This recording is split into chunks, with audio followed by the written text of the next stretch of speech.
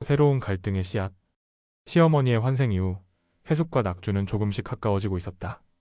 하지만 해숙은 민들레 반지를 발견한 이후 계속 이유 모를 불안감을 느끼고 있었다. 밤늦게 집에 돌아온 낙주는 해숙이 민들레 반지를 물끄러미 바라보고 있는 모습을 발견했다. 그녀의 표정에는 의심과 불안이 가득했다. 낙준 씨, 소미와 당신 사이에 뭔가 있는 거 아니에요? 해숙의 목소리는 떨고 있었다. 낙주는 깜짝 놀라며 고개를 저었다. 무슨 소리야? 나는 오직 너만. 근데 이 반지는 뭐예요? 소미가 당신과 함께 만든 거 맞죠? 낙주는 답변에 망설였다. 소미와의 관계를 설명하려면 강정구 형사와 얽힌 복잡한 과거를 털어놓아야 했기 때문이다. 소미 기억의 심연에서 한편 소미는 깊은 밤 또 하나의 기억 조각을 떠올렸다. 강정구 형사의 목을 조르던 그 순간 그의 눈에 비친 공포와 절망을 생생히 기억해냈다. 하지만 더 충격적인 것은 그 순간 자신의 입에서 나온 말이었다. 아버지를 돌려줘. 내 아버지를 돌려달라고. 소미는 벌떡 일어나 자신의 가슴을 움켜쥐었다. 아버지? 자신에게 아버지가 있었던가? 그리고 강정구가 그 아버지와 무슨 관련이 있는 것일까? 천국의 도서관에서 낙주는 오랜 시간 강정구와 관련된 기록을 뒤지고 있었다. 1982년 한 간첩 사건. 그 사건의 수사를 담당했던 강정구 형사. 그리고 그 사건으로 희생된 한 가족의 이야기가 서서히 모습을 드러냈다. 이럴 수가? 이런 일이? 낙준의 손이 떨렸다. 그가 찾고 있던 진실이 예상보다 훨씬 더 잔혹했다. 숨겨진 과거, 얽힌 운명. 해숙은 집에서 우연히 오래된 신문 스크랩을 발견했다. 그것은 살아있을 때 간첩으로 몰린 한 화가의 이야기였다. 그 화가의 얼굴을 본 순간 해숙의 몸이 돌처럼 굳었다. 이 사람은 분명히 봤는데 그 화가는 젊은 시절 자신이 만난 어떤 남자와 닮아 있었다. 가난한 화가였지만 눈빛만은 별처럼 빛나던 그 사랑. 하지만 어느 날 갑자기 간첩이라는 누명을 쓰고 사라져버린 그 사랑. 센터장은 낙준을 불러 중요한 이야기를 시작했다. 자네가 찾던 진실은 생각보다 복잡하네. 강정구 형사는 단순한 악인이 아니야. 그도 또한 희생자였지. 무슨 말씀이신가요? 1982년 강정구는 상부의 지시로 한 화가를 간첩으로 조작해야 했네. 거부하면 자신의 가족이 위험해질 상황이었지. 결국 그는 양심과 가족 중 가족을 선택했고 그 화가는 죽었네. 낙준의 얼굴이 창백해졌다. 그 화가의 딸이 소미인가요? 센터장은 고개를 끄덕였다. 그 아이는 아버지의 죽음 후 복수만을 생각하며 살았네. 강정구를 찾아 헤매다가 마침내 찾았을 때 그를 죽이려 했지만 실패했고 결국 자신도 죽음을 맞았지. 엇갈린 진실, 복잡한 감정. 소미는 천국의 기억 복원실에서 자신의 전 생애를 되짚어보고 있었다. 아버지가 억울하게 죽던 날, 어머니가 충격으로 쓰러지던 날, 그리고 자신이 복수를 다짐했던 그 모든 순간이 생생하게 되살아났다. 나는 살인자였구나. 소미의 눈에서 눈물이 흘렀다. 하지만 동시에 분노도 치솟았다. 자신의 아버지를 죽음으로 몰아넣은 강정구가 멀쩡히 천국에 있다는 것이 믿어지지 않았다. 그때 낙준이 기억 복원실로 들어왔다. 그는 소미를 보자마자 복잡한 표정을 지었다. 소미야, 내가 알게 된 진실을 말해줘야겠어? 진실이요? 강정구 형사와 내 아버지 그리고 나 사이의 진실을. 낙준은 깊은 숨을 쉬었다. 나도 그 사건과 관련이 있어. 내가 그 조작된 증거를 만드는 일에 가담했거든. 소미의 얼굴이 일그러졌다. 뭐라고요? 나는 당시 인쇄소에서 일했는데 강정구가 가져온 가짜 문서들을 만들어 달라고 했어? 나는 돈이 필요했고 그게 무엇에 쓰이는 건지도 모르고 만들어줬어? 충격과 배신. 소미는 몇 걸음 뒤로 물러섰다. 자신이 사랑하게 된 사람이 자신의 아버지를 죽음으로 몰아넣은 일에 가담했다는 사실이 믿어지지 않았다. 그럼 당신도 제 아버지를 죽인 거나 마찬가지네요. 소미야, 내가 그 일이 무엇인지 몰랐어? 나중에 신문에서 그 사건을 보고 나서야 내가 무슨 일에 가담했는지 알았지. 그 후로 평생 후회하며 살았어. 하지만 소미에게는 변명으로 들릴 뿐이었다. 그녀는 낙준을 밀치고 뛰쳐나갔다. 해숙의 발견. 집에 돌아온 해숙은 소미가 울고 있는 모습을 발견했다. 처음에는 모른 척하려 했지만 결국 옆에 앉았다. 무슨 일이에요? 소미는 모든 이야기를 털어놓았다. 자신의 정체, 아버지의 죽음, 그리고 낙준의 배신까지. 해숙은 들으면서 점차 표정이 굳어갔다. 그런 일이? 그때 해숙은 자신이 찾았던 신문 스크랩을 떠올렸다.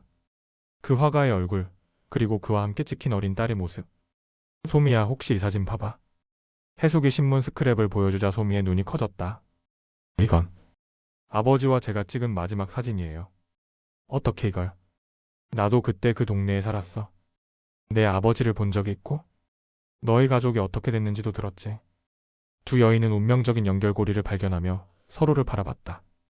강정구의 고백. 천국 경찰서에서 강정구 형사는 낙준과 마주 앉았다. 오랜 침묵 끝에 강정구가 입을 열었다. 나도 그 일로 평생 고생했네. 매일 밤 그 화가가 꿈에 나타나 나를 원망했어.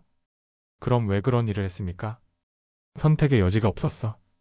상부에서는 명령이었고 거부하면 내 가족이 위험했지. 그래도 변명할 수는 없어. 무고한 사람을 죽음으로 몰아넣은 것은 분명한 사실이니까. 강정구의 눈에도 눈물이 맺혔다. 그 딸이 나를 죽이려 했을 때 나는 도망치지 않았어? 이미 죽을 준비가 되어 있었거든. 하지만 그 아이가 먼저 죽었지. 섬세한 화해의 시작. 다음 날 소미는 낙준을 찾아왔다. 그녀의 얼굴에는 밤새 고민한 흔적이 역력했다.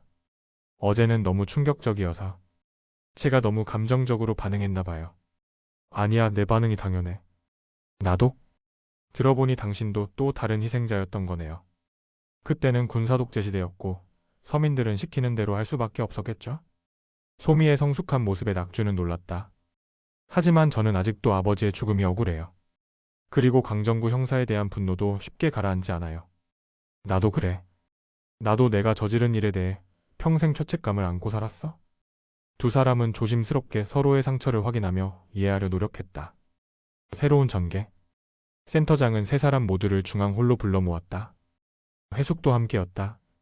이제 진실이 모두 밝혀졌으니 다음 단계로 넘어가야 할 때군요. 다음 단계요? 천국에는 화해와 용서의 의식이 있습니다. 서로 상처를 준 영혼들이 진정으로 화해할 수 있는 기회를 제공하죠.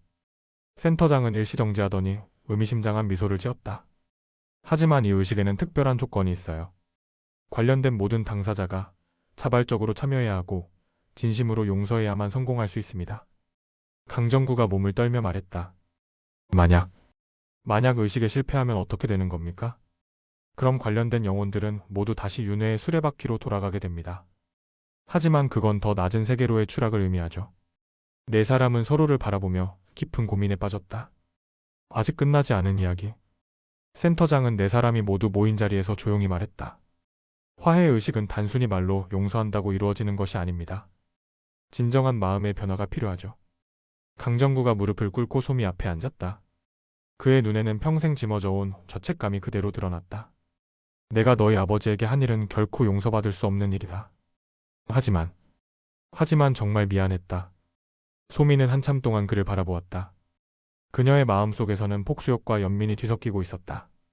매일 밤 꿈꿔왔던 복수의 순간이었지만 정작 그 앞에 서니 모든 것이 허무해 보였다. 저도 당신을 죽이려 했어요. 그것도 용서받을 수 없는 일이죠. 그때 소미의 몸에서 희미한 빛이 나기 시작했다. 낙준이 놀라며 일어섰다. 소미야, 너에게 무슨 일이? 소미 자신도 당황했다. 자신의 손이 점점 투명해지고 있었다. 하지만 두려움보다는 이상한 평온함이 느껴졌다. 센터장이 미소를 지었다. 화해의 의식이 시작된 것 같군요. 소미에게는 특별한 선택권이 주어질 것입니다. 선택권이요? 진정으로 용서할 수 있다면 그녀는 새로운 삶을 시작할 수 있을 것입니다. 하지만 그것은 지금까지의 모든 것을 포기한다는 의미이기도 하죠. 소미는 낙준을 바라보았다. 그들 사이의 싹튼 감정은 진실했다. 하지만 그것이 아버지에 대한 의리와 복수심보다 더 중요한 것일까? 해숙이 조용히 소미의 손을 잡았다. 아가야, 아무리 억울해도 복수는 결국 자신만 아프게 한단다. 나도 그렇게 살았거든. 해숙의 따뜻한 손길에 소미의 눈에서 눈물이 흘렸다. 하지만 아버지가 너무 억울하게 돌아가셨어요. 그래도 내 아버지는 딸이 복수로 평생을 보내길 원하지 않을 거야. 그분은 딸이 행복하기를 바라셨을 테니. 소미의 몸에서 나오는 빛이 점점 더 강해졌다. 그녀는 마침내 결단을 내렸다. 저는 용서하겠어요. 모든 것을 다 용서하겠어요. 그 순간 기적 같은 일이 일어났다. 소미의 몸에서 나오던 빛이 공간 전체를 감쌌고 그 빛 속에서 한 명의 남자 모습이 희미하게 나타났다. 소미의 아버지였다. 아버지? 소미는 자신을 향해 미소 짓는 아버지를 보며 슬픔과 기쁨이 뒤섞인 눈물을 흘렸다. 아버지는 말없이 고개를 끄덕이며 모든 것을 이해한다는 표정을 지었다. 강정구도 그 모습을 보고 무릎을 꿇고 울기 시작했다. 그는 평생 자신이 죽인 사람의 얼굴을 잊을 수 없었던 것이다. 정말 죄송합니다. 정말. 하지만 소미의 아버지는 강정구에게도 용서의 눈빛을 보냈다. 그리고 천천히 사라져갔다. 빛이 사라진 후 소미는 더 이상 투명하지 않았다. 오히려 전보다 더 생생하게 보였다. 센터장이 설명했다. 진정한 용서는 모든 것을 치유합니다. 소미는 이제 새로운 시작을 할 수 있게 되었어요. 낙준이 소미에게 다가가 조심스럽게 물었다. 이제 우리는 어떻게 되는 거지? 소미는 미소를 지었다. 처음으로 진심 어린 밝은 미소였다. 우리는 새로운 이야기를 써나가는 거예요. 과거에 얽매이지 않는 새로운 이야기를. 해숙과 낙준도 서로의 손을 잡았다. 시어머니 문제와 세월이 만들어낸 상처들도 이제는 이해와 용서로 치유할 수 있을 것 같았다. 네 사람은 서로를 바라보며 미소 지었다. 완벽한 해결책은 없었지만 적어도 서로를 이해하려는 마음이 생겼다. 그리고 그것만으로도 충분했다. 천국의 하늘은 더욱 푸르게 빛났고 새로운 하루가 시작되고 있었다. 진실을 마주한 후의 고통은 여전했지만 그 고통 속에서 피어나는 희망도 함께 자라고 있었다. 구독, 좋아요 감사합니다.